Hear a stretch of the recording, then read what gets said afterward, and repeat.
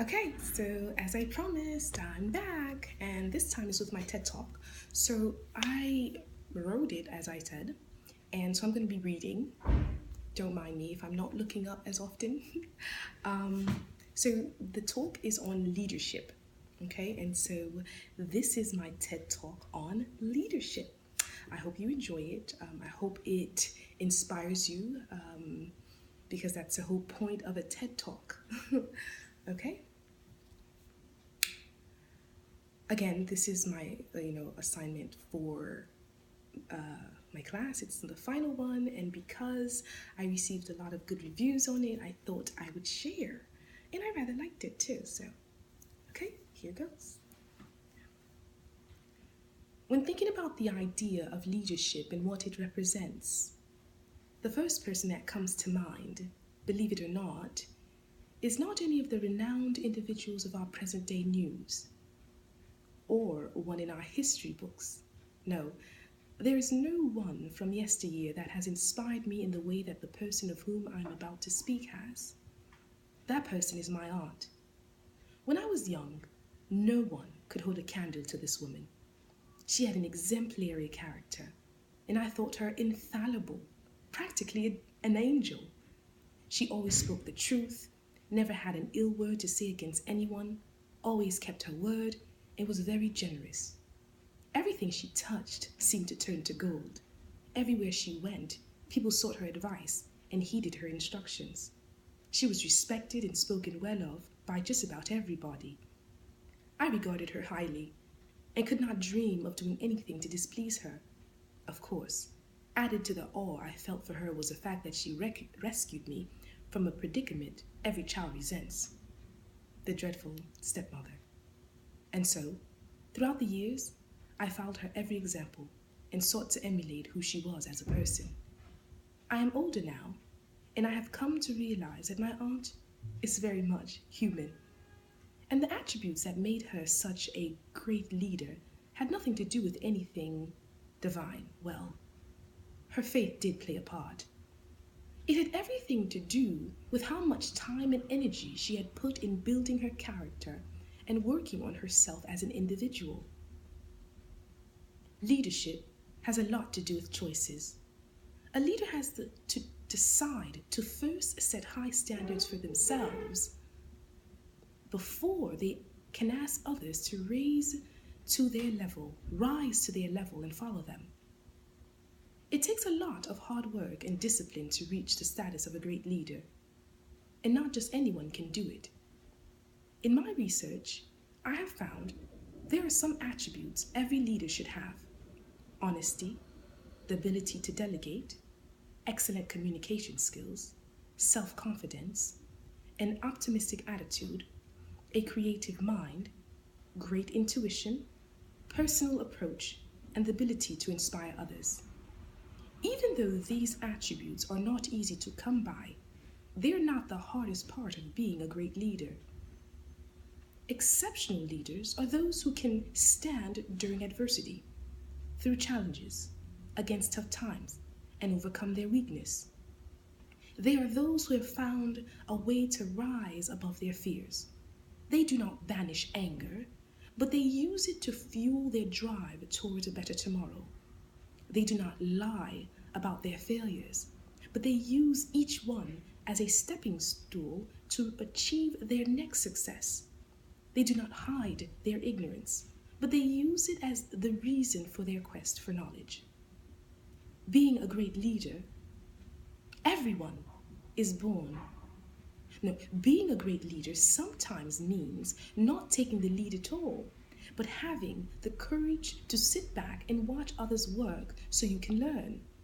It means to be humble and to admit when you are wrong so that others can make improvements where you failed. It also means to be open minded and willing to change when the tides have turned so that you do not drown in the past. A great leader is loved not only because they have done great things, but because they show us how we too can do great things. We learn of their strides in order to make even greater strides. Everyone is born a leader, but not everyone wants to take the lead. Interestingly, most do not know they can lead until they are faced with the choice of whether they will use their inner strength to push through difficult times or succumb to them. If we can but learn how to rise above our daily difficulties, we will find that we are made of the same qualities as heroes. We all are given multiple chances to develop our leadership attributes throughout the course of our lives. Choosing to uphold these attributes longer than those around us while facing a serious life altering dilemma, or while being abused, unappreciated, disadvantaged, among other things, and finding a solution for the said problem in order to cope, is what puts a leader in the public eye. With all that said, I would not want to boast by saying I am a leader, but I am becoming. That is the title of my published book of poetry that outlines my life in 3 phases on the path to finding myself. My biggest goal growing up was not making a difference. It was fitting in, because I always stood out and was never liked. Not realizing, when one sets out to be a leader, you may sometimes be set apart and even downcast. Not realizing that leaders are not loved by everyone. Not realizing that to become a leader, you must face challenges that would shake your resolve in order to force you to reach a turning point. Before the age of 15, I had never considered to rise above my problems. I only wished them to go away. It was not until then that I became aware that I could not change who I was, that I had to embrace it instead. So yes, I am a leader. I have always been.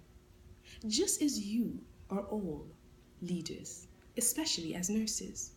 You are a force to be reckoned with and are made of tougher stuff than you ever imagine.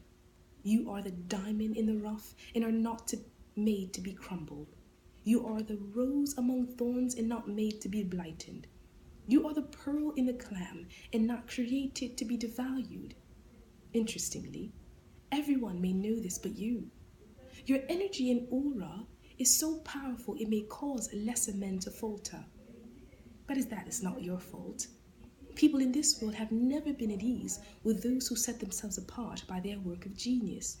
If you are misunderstood and even mistreated, it is only because you are feared. Feared for your potential, feared for your uniqueness, feared for the value placed upon your head, feared for the changes you may bring to the world. So don't give up on your pursuits and your dreams because you make others uncomfortable. Don't stop striving for perfection. Don't stop aiming heavenward. You may very well join the ranks of the most revered, like Mother Teresa, Mahatma Gandhi, Martin Luther King, and even the Christ. And to speak on primary health care, I wanted to recite a poem that I wrote, which is in my book. I wrote it for the day I graduated, but I think it's quite relevant. Now a nurse. Some did not think we made it. Some did not think we'd make it. Indeed, we could have failed, but others placed us on a pedestal and hoped we'd rise and soar.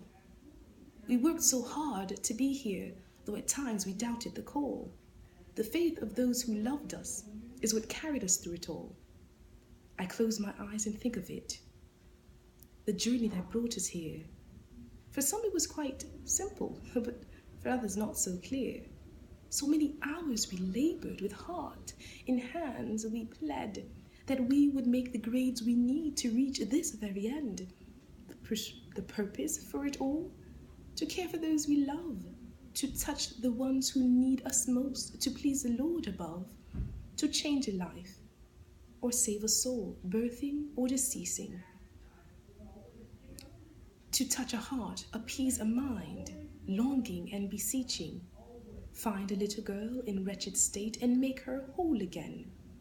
Give a grandfather his dignity and make him yet a man.